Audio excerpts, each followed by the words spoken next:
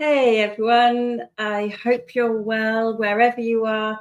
Thank you so much for joining us. We've got people in the chat already from Italy, Helsinki, Canada, US, London, Scotland. So a big warm welcome to you wherever you are joining us from. So today's webinar is all about a district perspective or a school perspective or a multi-academy trust perspective. And it's very rare that you get evidence of impact of digital learning and teaching at that kind of scale. So it's a real pleasure for us today to be joined by Cheryl Shirley from Leo Academy Trust, who's going to be sharing all of the work that they've done, the strategic approach they've taken, and how they've evaluated it. So there's something there for everybody. As usual, you'll get an email after the webinar, and we'll be sending you all the links, all of the tips and other resources that we're going to be showing you today. So don't worry if you miss any links in the chat, you'll get those in the email. So as usual, you know that I like to have a sidekick with me who's going to be in the chat answering some of your questions. And I'm pleased to say that Claudia is going to be joining us. Hi, Claudia. Hi, everyone. Thank you for having me, Louise. You're welcome. Is it a bit hot in that cupboard there, Claudia? Not. Thank you very much. It's just, drama. It's a August in July. We don't like that. It's a big fat no, but we can't help it, can we? But let's go to the main focus. So today we are going to learn how effective it is to change the narrative and therefore to change students' life for the better. And this is amazing. Leo Academy Trust is an amazing example of that, and I can't wait to hear about it. So super excited. Thank you, Claudia. We love your enthusiasm. And as always, we love your enthusiasm as well. Everyone who's joining us, we get so many nice questions. And if you've got any comments, anything you want to say, we'll put them on the screen if we want to ask Cheryl any questions.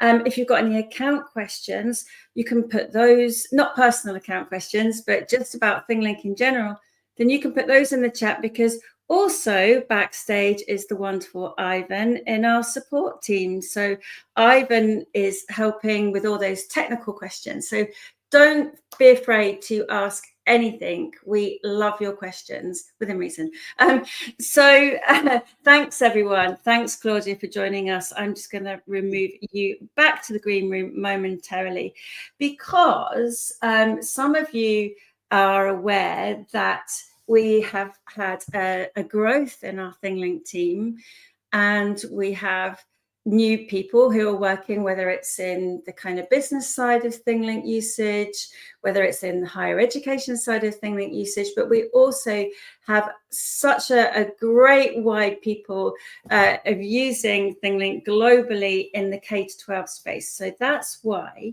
I'm delighted to say we have Troy who's joined the team, and he's joining us all the way from Chicago. Troy, how are you? I'm good. How are you? Yeah, really good. I'm so glad that you've been able to come on to one of our webinars, and hopefully we'll see you again on another exclusive webinar. But you're based in the US and you've been with us for a few months now. I'd love to just quickly ask you, how are you feeling, or what are you seeing and the adoption of immersive learning in the US right now? Yeah, absolutely. And first of all, hello, everybody. Thanks so much for those who were able to join us live today. And a thanks in advance to those who will take a look at the recording here. Anyone else in the United States who's gearing up for the 4th of July, I hope you've got some fun, relaxing plans ahead. But really excited to have this time to hear about Leo's use case and kind of understand how they've specifically tackled a trend that I've been seeing for several years now. The short history of how I got here is that I've spent 7 years in education technology. And so I've been through, as most or all of you have, the stages of COVID era learning, where there was quite a few different digital instruction tools and a lot of great innovation came out of that time. But there was also a lot of noise and maybe approaches that didn't stick. And so recently Instructure published a review of the past school year, talking about the top 40 education technology tools. And one of the most interesting takeaways from that, at least from where I sit, was the stability of some of the bigger foundational elements of what many schools are using. So a lot of schools have locked in a really good learning management system. They've kind of figured out the types of hardware that are going to be, most effective for in-person and remote learning. And so really the focus at this point for, software like ThingLink is making sure that we are really strong connective tissue, and that we can not only help to realize greater impact from the investments that you all have already made, but that we're also able to be easily, deployed and used for large groups of learners and teachers, and that everyone can have customized, student, centered learning at scale. And so I think that's going to be a big part of what Cheryl talks about today. But if anyone is looking to get more of a custom look at anything that we talk about today, my contact info is up on the screen, and I'll send everyone a note here after the holiday, just so you have an easy way to grab time with me. But thanks in advance to Cheryl, and excited to learn as one of the audience members here. That's great, Troy. And you mentioned that report there.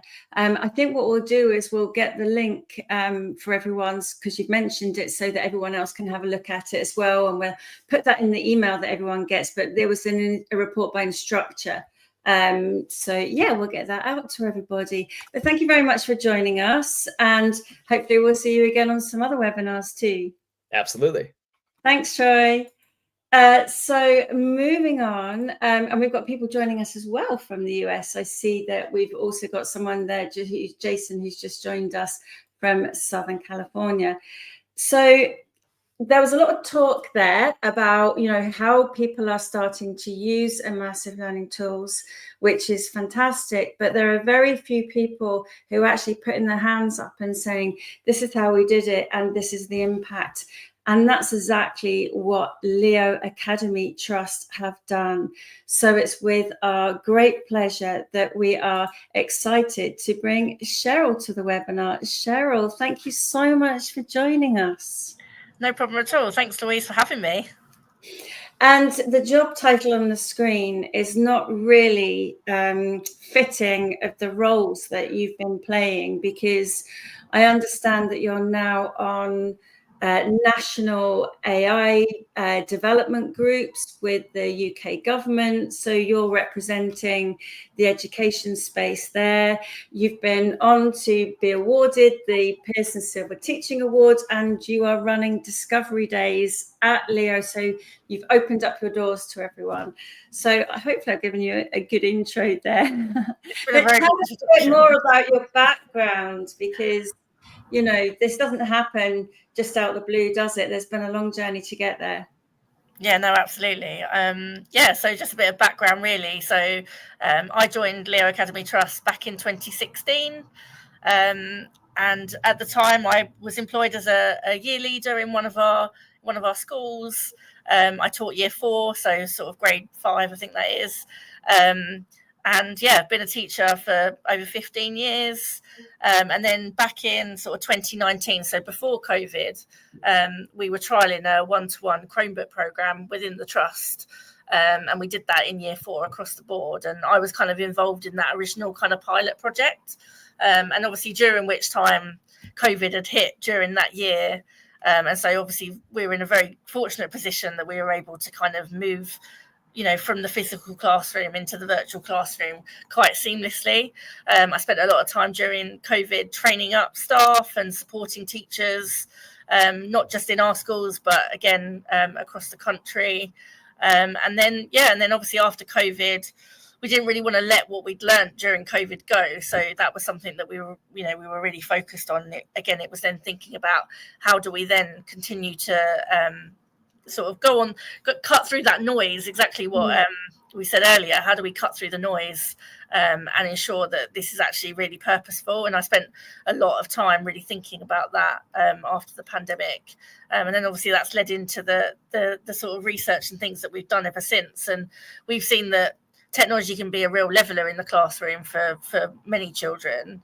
And, you know, we're really passionate about sharing that, which is, again, why we come on webinars like this to sort of, again, you know, I know there's a lot of kind of things out there about technology not being, you know, the best thing to use in schools. But again, I really disagree with that. I think when used properly, it can be really effective.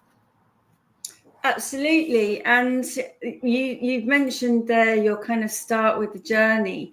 And we did actually run a webinar last year with yourself and Dr. Fiona Aubrey-Smith, who wrote this book, which is From EdTech to Pedtech, which is really making waves, or it did make a lot of waves at the time when this was launched. And, you know, you think it's really kind of not rocket science, you know, that we should be putting pedagogy first. But can you just give us a little bit of background to how this kind of married up with Leo Academy, because this was the methodology that you used to then evaluate the effectiveness of your digital learning approaches.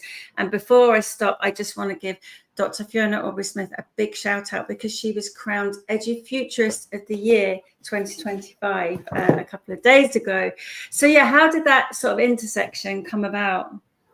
Yeah, so it's a strange story, really. So we actually came across Fiona for the first time at the Bet Education Show back in sort of 2022, where again we were talking about the impact that we'd seen during COVID and that kind of stuff there. But at the time, what we'd done was we'd kind of, when we came back to school after COVID, or back to school if that's what we're going to call it, we kind of saw that we wanted to really kind of put it down on paper what we wanted technology in the classroom to look like and make it really clear to staff. So we wrote ourselves a sort of technology for learning policy and what we expected that to look like. And Fiona actually really challenged our thinking at that point, because she came up to us at Bet and she was like, I really like everything you're talking about. You've done, you know, it's really similar to the research that I'm doing about making the shift from thinking about products but really thinking about teaching and learning. But then she said, but why are you keeping these separate? Why are they two separate things? And why is this not just really good teaching and learning? Because everything you're talking about, like how you're using technology to support assessment or to support metacognition, it is just good teaching and learning. And so that for us was a real turning point. And we really thought about the teaching and learning strategy, went back to, you know, as we said, like back to school development plans and what is it that we actually want technology to do for us in our schools. And then that obviously led into a lot of further sort of chats with Fiona. And again, we were at that point, you know, we could see it was making a difference, and we were saying to trustees and people, you know, governors in our trust, that it was making a difference. But it was really difficult to have that sort of really credible data, because I think with the technology, you know, with some things you can pull up your maths results and you can say that it's making a difference, but with technology you can't say it's just that's having that impact. And so what Fiona did with us was really make us kind of think differently about the different approaches. And we did lots of learning observations, and we looked at data, historical data, we looked at retention of staff. So it wasn't just about technology use in the classroom, but actually how a really good strategy was affecting every level of the organisation at the time, which was 5 schools. And it's really kind of helped us to shape our current picture and what that looks like and how we move forward from that as well. So you've grown now to 9 schools in the trust, isn't it? So when we're talking about it's like a district or a multi-academy trust, you've got 9 primary schools, and you're making sure that every single school in the Leo Academy Trust has the same access to the technology, they've got the same access to devices, and they all come under that umbrella strategy. So no one's kind of being left behind. They've all got to be working within that strategy, which sounds probably a lot easier than it actually is to put into practice. So because I know we're going to talk about these a bit sort of as you come to go through the webinar, but I often used to think that sometimes, you know, some schools had people that were more willing than other schools, and it might be quite personality driven, and you want to put more energy into supporting the schools that maybe weren't embracing using technology tools. So I should imagine there were probably some schools or some teachers that maybe were less willing to kind of be confident about trying new technologies. So what was your kind of strategies to make sure that no one was left behind? I mean, there were many strategies with that, and of course, you are going to get teachers that, you know, that aren't not as passionate, I guess. I think for us, there were several things. One was about finding those early adopters, the people who were really passionate about it. But I think the most important thing for me was to make sure that everything that we spoke about wasn't about the tools, and was actually, again, about the learning and about how children are actually benefiting from having that, and how, you know, even if it's just efficiencies that can be made to make learning more impactful, and giving it that real credibility based on the pedagogy as opposed to the tech. And I think it's a lot more difficult to argue with when you're talking about it from that point of view. And I suppose that's where Fiona's kind of work is, you know, really important, because it isn't necessarily the tools that do it. It's about what you do with them. And for us, the equity piece was really important too, because we wanted to make sure that teachers had the tools that they needed, and that they could make the choice of whether the tech was the right thing to use, or whether it wasn't. And I think that's always the benefit of having a one-to-one program where every child has their own device, because the teacher hasn't got to wait to decide, you know, they've got to book out the devices to use them on Thursday afternoon, and actually it just becomes another tool in the toolkit. And I think that can sometimes be a big barrier for teachers if they don't see the value in them. And we needed to make sure that those devices, you know, they had good infrastructure, so they actually worked, so there wasn't any kind of frustrations. I spent a lot of time in the early days sort of going into classes with those less reluctant staff and kind of coaching, modelling. There were a couple of us that kind of did that. Again, I think the culture of the trust was really important as well, in the sense that it wasn't just the tech people that were talking about technology, and actually it was everybody, whether you're an English lead or you're a maths lead, you're talking about how technology can drive and enhance learning in those subject areas as well. And I think that's a really good time to put the next slide on, which is actually a ThingLink. And this was some of the proof in the pudding that you were able to share with teachers who are maybe less willing as well, so they could start to see how the reports were coming out with the findings of actual impact. And if you weren't convinced before, and then you see these results, you're just going to be, you'll be silenced. There's no way that you can actually argue against it, is there? Do you want to just walk us through some of the findings? And I know that this is such a lovely example, and people will be able to click on this and go. I'll put that in the chat, and it's also going through on the email. But yeah, can you tell us a bit more about some of these report findings? Yeah, absolutely. I think I'll point out the biggest ones for me, really. The one particular one was around the SEND needs. So, you know, like many schools are facing at the moment, we have a lot of children with additional needs. And again, we're finding that technology is, again, a real leveler for them, because, you know, in the classroom environment, they're not singled out by being the only ones with the technology in their hands, because everybody has the technology and has access to it. And it's about them being able to use the technology in the way that works best for them.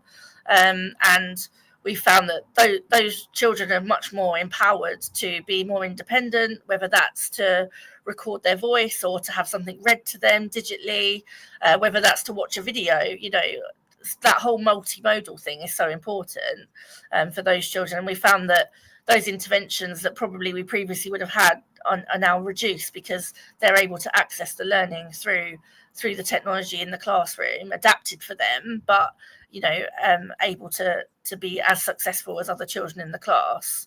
And what that might look like is different for every child, but they're able to express themselves in the way that works for them. And obviously that's kind of helped with some of the behavior issues as well, in terms of children that maybe if they've been asked to write something, the frustration that they get when they can't physically write it down, or they can't finish a piece of work, they can't get their voice, they can't share their voice because they can't physically write it. And again, technology has really allowed for that. Our results, are significantly higher than our national average. So again, we can't say that's just technology, and I don't think we do, but 23% higher than the national average year on year on average, and that's only gone up and up since the report was released in 2023. The other one is just around kind of our staff as well, and this was a really nice one to look at, is that our staff satisfaction, they're much more satisfied now that actually the technology enables them to be more present in the classroom than previously. Before, they were kind of stuck with a lot of workload and marking and all that sort of stuff, and again now they might spend a bit longer planning lessons, but actually the marking and the assessment side of things are kind of done in the moment. So again, they can just spend the time with the children that need them, in that human aspect is really important still.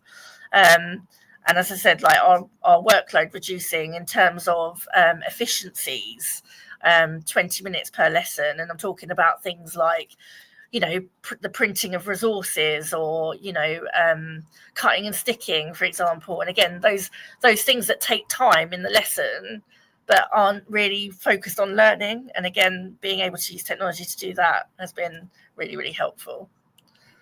Amazing. And I know that this is multimodal in terms of the report findings as well. And if people want to click on it, then there's lots of lovely little videos. One of the most important things is to succession plan and to look at the talent we have within the trust.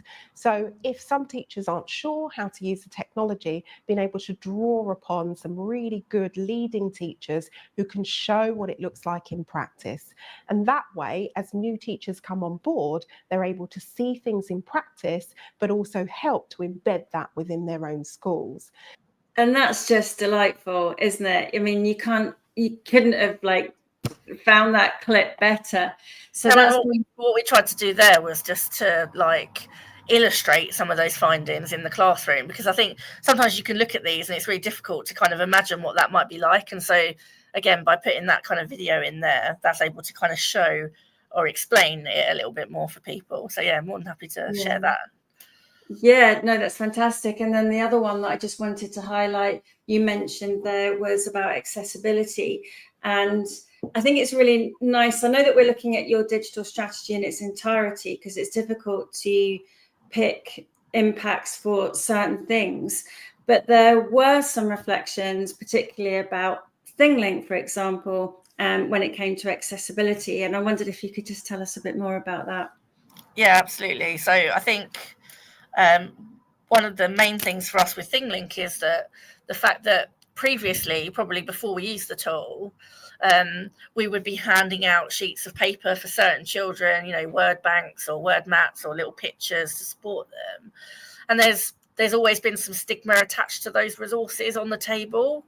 And I think those children that were probably, they're probably sort of your middle ability children wouldn't feel like they should be the ones touching it, because, they're worried about what their peers might think. And, oh, if I touch that, it looks like I don't know what I'm doing. And there's a whole confidence piece around that. And I think what ThingLink does is it allows them to be able to access those resources in a much more kind of comfortable way.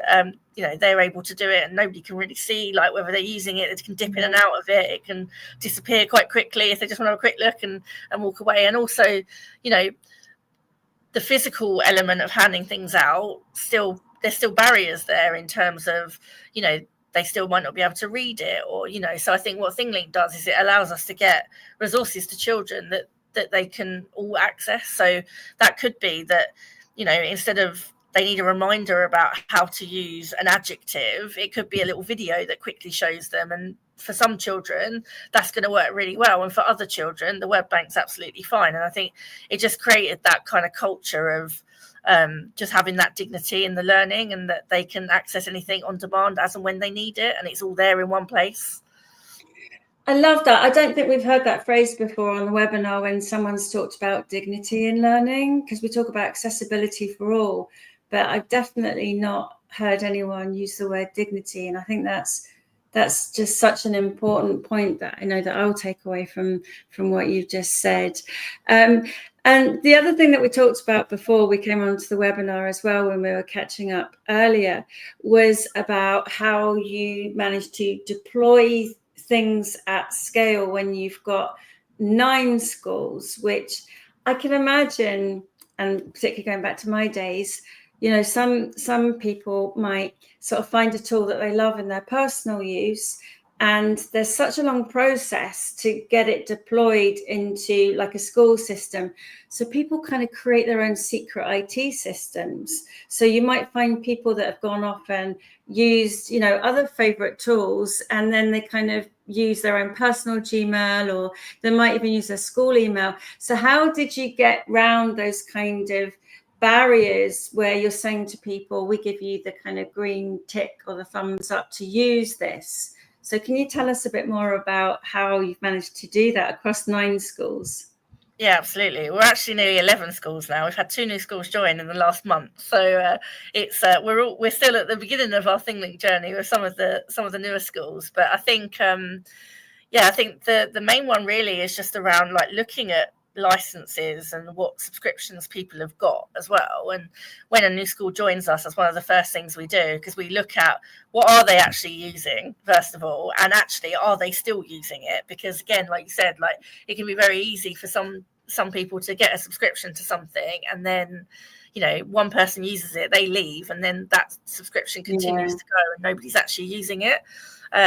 So one of the things that we've done is we've streamlined all of our subscriptions together, and we offer what we call a core digital package to all of the schools. And the reason for that, again, is because what we didn't want our staff to go to another school in our trust and go, oh, I really like that you've done that, but we can't do that because we can't afford it. We can't do this. So in terms of the equity across the schools as well, we felt that was really important. And some of our schools are large schools and some of our schools are tiny schools. And so we didn't want our schools to be restricted by their kind of budget of, you know, I've only got 75 children in my school, whereas you've got 500, you know. And so we offer that whole equity piece for all of our schools. And obviously that then allows that collaboration to be much more streamlined across the school. So as I said, like when you meet with your English teams across the schools, then if they're talking about ThingLink being effective, then everybody's hearing it, and they know that the minute they get back to their school, they can go ahead and use it. And I think that's been a real success, and you see people using it really well, and there's opportunities for people to share their expertise and what they're doing. We have at each school, we have what we call them cloud champions, but it could be digital leads, could be anything really. And they're kind of the champions that kind of introduce the products and stuff like that, the ones that we've decided to use. And again, you know, we have opportunities at the beginning of staff meetings to share good practice on what they've been doing that week, and that could be any of the tools that they've used. And so those, you know, that's where that kind of, you get that kind of triangulation between school to school, which has been so nice. And what we've done on ThingLink is we've got a shared ThingLink folder that, again, everybody can kind of put their ThingLinks in together, so that, you know, those ThingLinks can be shared across the trust as well, which again it's good to kind of see what everybody's doing, how everybody's kind of using it. And I think that's kind of up the game a little bit, because they get a bit competitive about what their ThingLinks look like. So But you know what comes across is that you're not allowing people to work in silos. And that is something that you do see, don't you, where people kind of feel like they're on their own and they're unsupported. And, you know, what you're saying is kind of bringing everything out, even practice, and sharing it, which is all about developing the culture of the trust, I guess. Yeah. Brilliant. So we've got a nice example, and you sent me a couple of examples before the webinar, and I'm just going to go on to show them. So this is an example of how you're starting to use ThingLink in some of in the trusts, in some of the schools. Do you want to just show us? This is the kind of example that people are sharing, and I guess this is an AI generated background with our 360 image generator. Yeah, absolutely. So this would probably be your typical kind of research lesson as such. You've been studying a unit of work in history, or and you want the children to kind of come up with, to find out what life is like or was like in a certain sort of time period.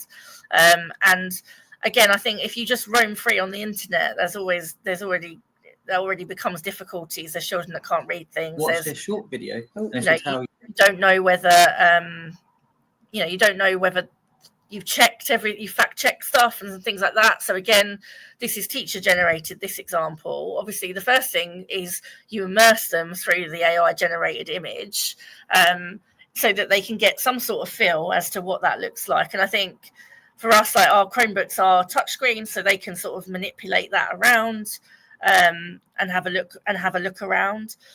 You can see there's videos that they can access. There's podcasts they can listen to, and all of these are 2 minutes, like no longer than 2 minutes. That will give them a really good idea. That will give them a really good idea about the subject matter, and then obviously they can then use that to then construct their sentences and put all their research into one place. They usually do that quite collaboratively in something like Canva, for example, and then obviously then they can kind of challenge each other then as well. There's a couple of other things to point out there. So you've got the Brisk kind of AI tutor that we've put in, which is the one, if you go back round to the right, Louise, it's the green one with the little hat, I think. But we've kind of incorporated a bit here where there's an AI tool within it where you can literally almost talk to it about the subject matter, and it will tell you whether it was right, and it will build on facts and stuff like that. That's been a really nice tool to sort of embed within it. And then obviously the podcast, we were using Notebook LM to be able to generate those podcasts. Obviously we've prompted it well with the sort of information we want it to be able to talk about. That's been really nice, again, using lesson content and slides to be able to do that. You can do that within a matter of minutes. Those videos, there's stuff for them to read, and obviously they've got the immersive reader. So again, some of them, they might just read it normally, they might have it read aloud, they might translate it. But again, I think the point of this is that every child in that classroom, regardless of need, can access that lesson no matter what. And so I think that's so important, because I think, again, it's very easy for teachers to give them a task to do, but sometimes there are lots of barriers that can stop them from achieving. And with something like this, you've got that whole universal design for learning that everybody is catered for, no matter what their need is. Amazing. And it's those kinds of multimodalities. It's just different. It's the same information presented in multiple ways. So you can see, hear, and I'm sure that, if you're doing this as an interactive kind of activity on a touchscreen, there's a bit of a wow factor about it as well. So using the tactile nature. And we talked about this as well, because a lot of people think that immersive learning is just for headsets.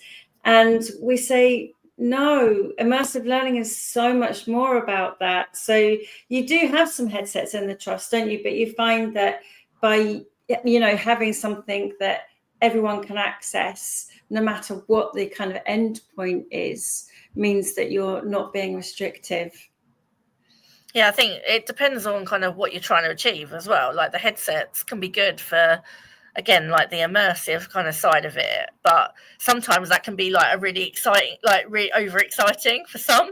And I think with this just becomes an absolute tool for really having a look and finding out. And the children very much use something like ThingLink on their Chromebook as a tool to support them with a certain task that they need to do. And I don't think you necessarily need those headsets to make that successful. And you can see there the children would have come out of that, with some idea about what life would have been like, even by just looking at the imagery and exposing to that. So, yeah.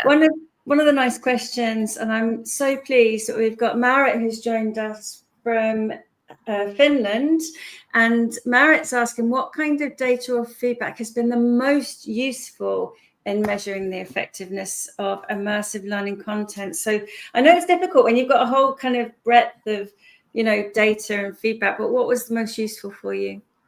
I think with this one, I think it's the outcome of what the child produces. You'll know whether the immersive content has been successful if their final piece of work has achieved what you wanted it to achieve, right? The learning objective of that lesson. And if in this particular lesson it was, to explore what life was like, then whatever the output is will show you whether that immersive content has been successful or not, because are the children actually able to articulate and talk about that objective? So yeah, I think that would be my answer to that question. It's a good question. It's a really good question. And if you've got any more questions, please do put them in the chat. And of course, you used an AI tutor there, and you're in the UK AI in Education group. So what's your feeling about kind of what's coming next, or what might be disruptive, or any kind of hints and tips there for people that are looking to start embracing AI? Yeah, absolutely. I mean, there is so much out there at the moment. And again, it's really difficult to filter through the noise. I think, again, think about what you actually want AI to do and what you don't want it to do. I think that's really important. And again, go back to whatever your priorities are in your school. And again, think about how can AI help you to solve some of the problems that you're facing in your schools, and not to get on board the kind of, the train of we must be using it because everybody else is kind of thing. And just thinking really strategically about what you want to use it for. And I think you have to make sure that you've got all your safeguarding practices in place, making sure that you're following your district's policies, etc., around AI use, and really make sure that you're teaching, the students how to use it effectively. And again, that it's a tool. It's a tool for learning, and it's to support them, and it's not to do everything for them. And we've been putting quite a lot of kind of AI literacy as part of our sort of curriculum at the moment, and thinking about how we can teach children how to understand the world of AI. And although we're still grappling with it as well as adults, we know that that's really important to do with children as well. But putting AI to one side for a moment, there was something you talked on earlier on, which was about authenticity and student voice, and enabling young people to see that it's great to have AI generated content and podcasts and those kinds of things, but the value in their own authentic voice is just so much more powerful. So have you got any plans to kind of start using ThingLink for student creation and student voice? Yeah, absolutely. That's something that we've not done at the moment, is the student kind of creation. But again, I think now the children are getting really kind of, they're very digitally literate now. And I think being able to, again, use that kind of multimodal approach to showcase their knowledge, I think it will be fantastic for that. So that's definitely one of our next steps, is to make sure that children are being able to showcase learning and label up different things, and again, just have different options to be able to showcase what they know. So we have got our blog post, which we've put a link in so everyone can see it. But part of this webinar was trying to give everyone tips and tricks as to how they can really scale use of immersive learning and for impact as well. So Marit, if you can see the screen there, we've put the link in. And as we move into this last part of the webinar, to try and summarize some of the key levers that you've talked about, and there was so much in there that I don't think even 8 points kind of covers it. And I'm going to bring Claudia out as well, if that's all right, because Claudia has been in the green room. I can see her nodding, saying, yes, I get this. So I'm going to bring Claudia out. So Claudia, you've got a district role as well in the Aosta Valley. So I'm sure that you've been picking up some tips and tricks, and you have some to share too. Definitely. And I think we all should have a Cheryl in our lives, really. Because she's just amazing, and she's an achiever. And sometimes when you got teachers that are actually resistant to change, I'm impressed on how they made it, possible, and it's so difficult sometimes in Italy. We're just old-fashioned, and we're linked to stuff that are more than 100 years old, whereas we should be able to evolve, to embrace all the change in the best way possible. But we need people like you. So if you want to come, you're more than welcome. So we can kind of restructure my district, and it will be great. And I'll we take will a be trip to Italy, forever that's fine. grateful. Well, I swear, it's just because it's just so different, and it's amazing to listen to this, real life story, real life success. And we should really all take, inspiration and your Leo Academy Trust as an example. And I was like so amazingly, I was, yes, let's do that. And then, I was so involved because I really believe that this works. And I know the potential of immersive learning. And then I know the effect that has on students and the benefits that has on students. So, amazing. Thank you. Thank you very much. Thanks, Claudia. Any more questions, do put them in the chat. And we do have a couple more slides that we really want to just to highlight. So if those of you who are watching that haven't used ThingLink before, we've got some great developments that are coming out to our editor, to our scenario builder. But this is the suite of tools that you'll access in your school or district accounts. And I think you were right, Cheryl, making sure you've got access to all the tools is so important. So teachers are not learning and seeing one example and going, well, I can't do that in my account. And that's another good reason to have school accounts, because if people have their own secret accounts, they don't get access to all the tools as well.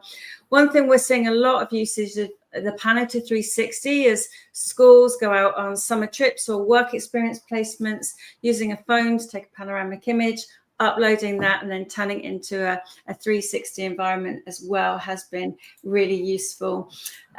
So as we just move on then, I want to make sure we highlight Ivan, who's been in our chat. I know we haven't had a lot of account questions today, but you are always welcome to contact Ivan if you've got any support questions at all. And I'm sure, Cheryl, you've had engagements with our support team over the last few years and with myself in kind of doing webinars. And, we're here to support you and any of the other districts or MATs if they want us. So we do have our ThingLink Certified Trainer Program. Claudia is one of those. And I know, Cheryl, as one of our first Spotlight Trusts, that there'll be some of your teachers coming along to be certified trainers as well. And next week.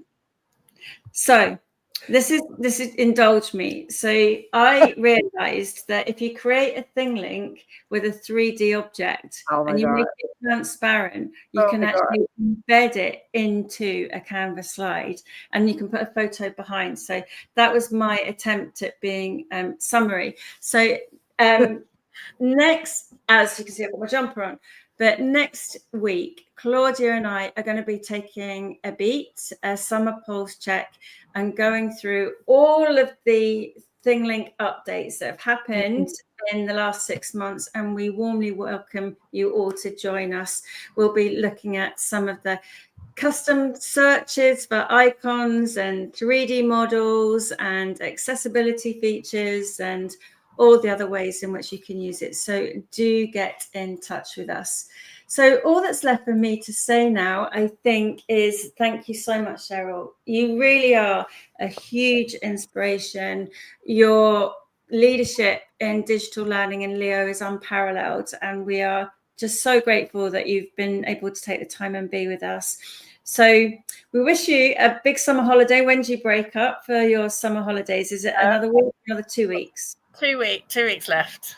2 weeks left. So we should, as Rose said at the top of the webinar, we do wish all of our educators a really warm summer when it arrives. Not too warm, a comfortable summer, a restful and refreshing break. So thank you so much to all of you joining us. I'm just going to take this off the screen for the moment. And I'm also just going to see if Troy, if you wanted to come back and if there's any sort of final words, because I know that you've been listening and watching all of that, but just some great tips there for everybody. Yeah. Thanks again for everyone jumping on here today. As promised here, I was very much a learner during this session, so I've got a whole host of takeaways that I'd love to unpack with any of you. And again, I'm also happy to just dive into maybe questions that didn't get covered today or additional examples. But that was my first time seeing the Roman Colosseum example in particular, so I have saved that. And if any of us get a chance to connect, I will probably be jumping around in there just to kind of geek out and look at the different embedded tools in the scene. So I am here again as a resource for anyone coming out of today, and really looking forward to meeting some of you.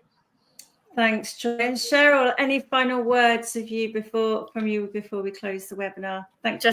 Thank you for having me. It's been great to spend some time with you and share our experiences. So yeah, feel free to get in touch if anybody's got any other questions.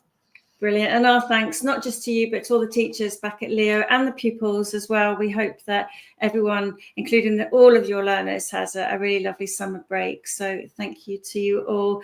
So we do hope you'll join us next Wednesday for Claudia and I's summer pulse check. We're going to take a beat when we've been working so hard this year. But thank you all for joining us. And if you're watching on the catch up, we hope you've enjoyed this too. And look out for the email that's coming out to you with all the links and all the resources. So thank you very much. Take care, everybody. Bye. Thank you. Bye. Bye.